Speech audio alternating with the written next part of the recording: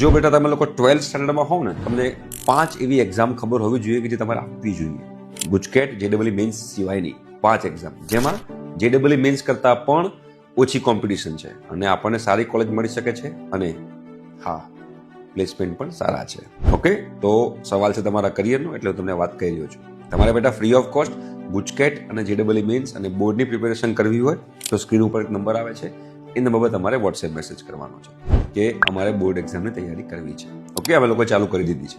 હવે પહેલી જે એક્ઝામ છે એ KIT એ કોણ છે? તો KIIT યુનિવર્સિટી ભુવનેશ્વર, જે ઇન્ડિયાની most reputed private engineering university છે, એમાં તમે લોકો એડમિશન લેવું હોય તો KIT નામની તમારે એક્ઝામ આપવી પડે. એના કારણે તમે લોકોને computer science engineering, AIML, data science, ECE, mechanical, Biotech, આ બધામાં તમને લોકોને ત્યાં આગળ તમે એડમિશન લઈ શકો છો. ત્યાં ઇન્ફોસિસ, TCS, ડિલોઇટ, કોગ્નિજન્ટ, એમેઝોન જેવી કંપનીઓ આવે છે. મોડર્ન કેમ્પસ છે, global exposure, industry focused curriculum છે. એટલે આ તમારે લોકો એક એક્ઝામ પર ફોકસ કરવું જોઈએ. બીજી જે એક્ઝામ છે એની વાત કરીશ તો બીટસેટ. ઘણા બધા લોકોને બીટસેટ ખ્યાલ હશે. Premium entrance exam for BITS Pilani, Goa and Hyderabad. કેમ? બીકોઝ નો રિઝર્વેશન પોલિસી આની અંદર, બધું જ pure merit based admission, top placement in CAC, EC branch, electrical, mechanical, બરોબર. એમાં ગૂગલ, માઇક્રોસોફ્ટ, એમેઝોન, એડોપ્ટ એવી બધી કંપનીઓ પ્લેસમેન્ટ માટે આવે છે. અને હા, એમાં જે students targeting Alight private engineering college with global recognition, તમારે લોકોએ આ પર ફોકસ કરવું જોઈએ.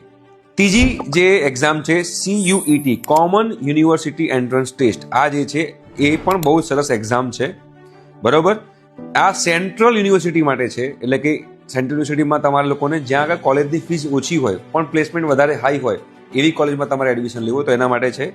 એમાં તમારે BTech કરી શકો છો, BSc કરી શકો છો, બરોબર. એમાં Delhi university, BHU, JMI, central university, આ બધી યુનિવર્સિટી એમાં ઇન્ક્લુડેડ છે. એફોર્ડેબલ ફીસ છે અને એનું એકેડેમિક એક્સપોઝર બહુ જ સારું છે. તો આ એક્ઝામ તમે ફોકસ કરી શકો છો. એના પછી ચોથી જે એક્ઝામ છે VIT.